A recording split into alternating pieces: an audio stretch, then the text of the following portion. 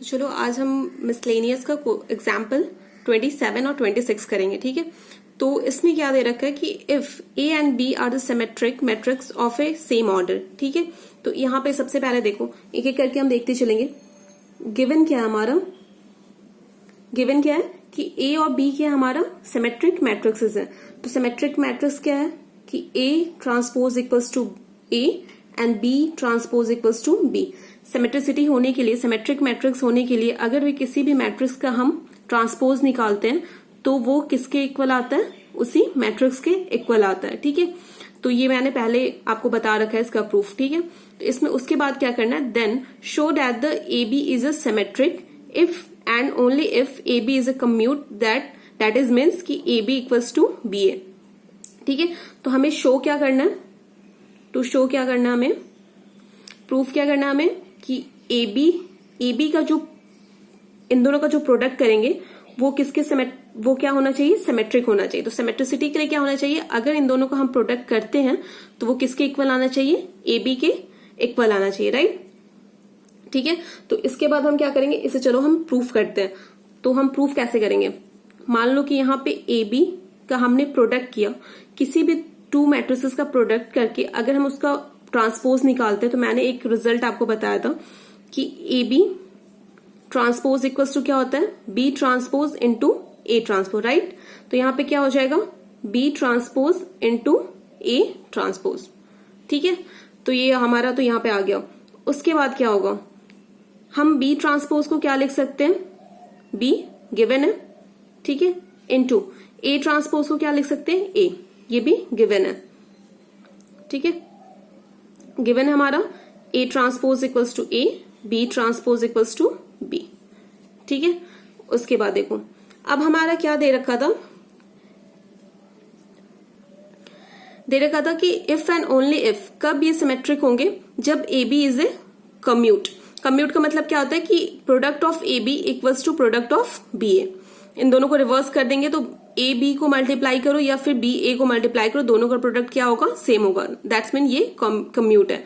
ठीक है, तो यहाँ पे तो यहाँ तक तो रिजल्ट आ गया, लेकिन हमें सिमेट्रिसिटी के लिए क्या चाहिए था, हमें ये चाहिए था कि transpose of A B equals to A B, लेकिन हमें यहाँ पे क्या मिल रहा है, बी ए। लेकिन हमें पता है कि गिवन क्या है हमें, कि A B equals to B A, right. तो हम यहाँ पे क्या लिख सकते हैं, ए बी के बदले हम क्या लिख सकते हैं, सॉरी बी ए के बदले क्या लिख सकते हैं, ए बी। हेंस क्या हो जाएगा, यहां से हमें क्या मिला कि transpose of A B equals to A B, right. तो ये हमारा क्या हो जाएगा, सिमेट्रिक मैट्रिक्स हो गया। ठीक है, तो ये क्या दे रखा है, देखो प्रूफ तो हो गया ना, to show that the A B is symmetric if and only if A B is commute.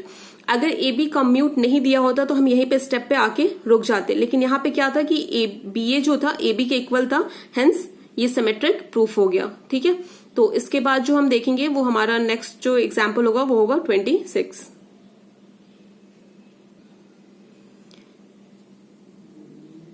ये है क्वेश्चन नंबर 28। ठीक है, लेट क्या दे रखा है कि ए बी मैट्रिक्स दे रखी है, ए मैट्रिक्स दे रखी है, बी देखिए, सी दे रखी है, then we have to find a matrix D, और ये इक्वेशन दे रखी है, राइट।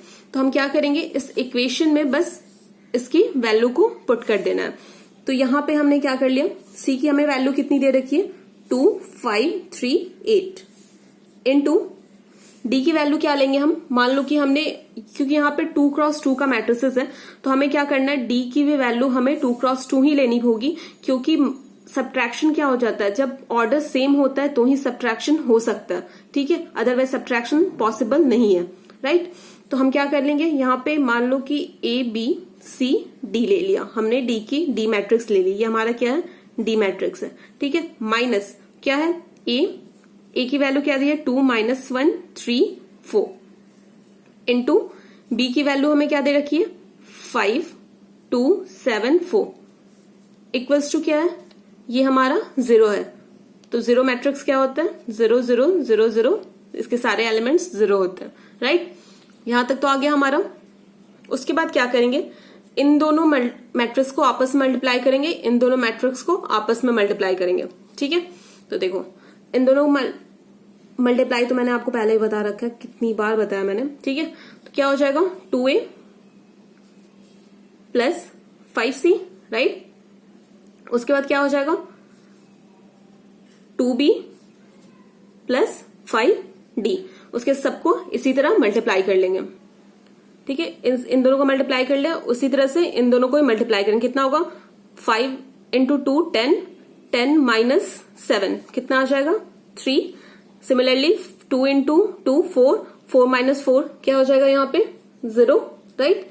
वैसे इन दोनों को मल्टीप्लाई करेंगे कितना आ जाएगा 43 और यहाँ पे आ जाएगा 22 इक्वल्स टू 0 0 0 0, ठीक है, राइट।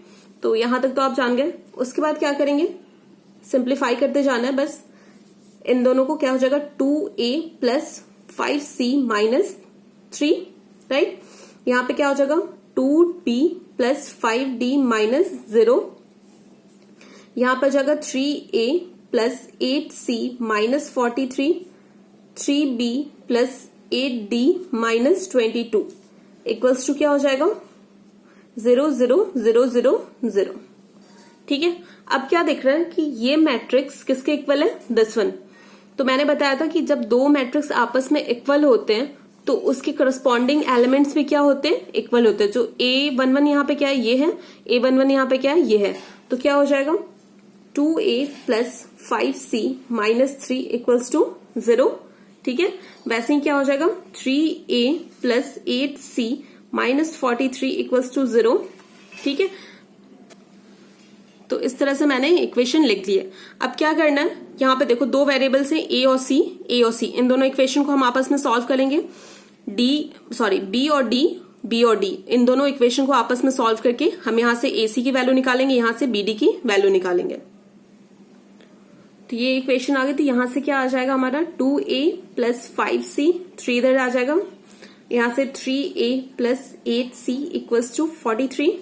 यहाँ पे क्या आ जाएगा 2B plus 5D equals to 0, then 3B equals to plus 8D equals to 22। इसे क्या करेंगे एलिमिनेशन मेथड के थ्रू इसे सॉल्व करेंगे। तो यहाँ पे क्या कर देंगे हम 3 से मल्टीप्लाई कर देंगे और यहाँ पे 2 से मल्टीप्लाई कर देंगे, ठीक है, राइट। तो इन दोनों जब इक्वेशन को आप सॉल्व करोगे तो इसकी वैल्यू क्या आ जाएगी, A की जो हमारी वैल्यू मिलेगी वो मिलेगी हमें 191, देन इसमें हम पुट कर देंगे, ठीक है। तो हमारी B की जो C की वैल्यू हो जाएगी वो कितनी हो जाएगी 7, ठीक है। आप यहाँ पे क्या करना 3 से मल्टीप्लाई करना, इस इक्वेशन में 2 से दोनों को सब्ट्रैक्ट कर देना, ठीक है। तो वहां से आपकी क्या A की वैल्यू कैंसिल आउट हो जाएगी, C की वैल्यू मिल जाएगी। उसके बाद क्या करना कि जो C की या फिर A की जो भी कर सकते हो आप, उसकी जो वैल्यू आएगी वो दूसरे इक्वेशन किसी एक इक्वेशन में पुट करके निकाल लेना, ठीक है। तो यहाँ पे भी सेम करना, यहाँ पे सेम करोगे। तो यहाँ मान लो कि यहाँ पे मैंने क्या किया 3 से मल्टीप्लाई कर दिया, यहाँ पे भी 2 से मल्टीप्लाई कर दिया और इन दोनों को सब्ट्रैक्ट कर देंगे, राइट। तो यहाँ से देखो, यहाँ से करेंगे तो हमारी जो D की वैल्यू आएगी वो कितनी आ जाएगी हमारी, यहाँ पे वो आएगी 44 और D की वैल्यू इन दोनों इक्वेशन में से किसी में पुट कर देना। वहां से हमारी B की वैल्यू क्या आ जाएगी -110, ठीक है। तो ये हमारी क्या आ गई, हम देखो अब यहां से हमें क्या मिले A की वैल्यू मिल गई, C की वैल्यू मिल गई, D की B की, ठीक है। तो हमारा क्या हो जाएगा D मैट्रिक्स हमारा क्या था A B C D था, राइट। तो क्या हो जाएगा -191, फिर B की वैल्यू क्या -110, देन C की वैल्यू 7 और 4 की वैल्यू D की वैल्यू 4, ठीक है। तो ये हमारा क्या हो गया, ये हमारा आंसर हो गया, ठीक है। तो इसमें कुछ नहीं करना, इक्वेशन में बस पुट करना है आपको, वैल्यू खुद पे खुद आएगी। इसके बाद हम करेंगे एक्सरसाइज के जो जितने क्वेश्चन है वो मैं आपको बताऊंगी, ठीक है।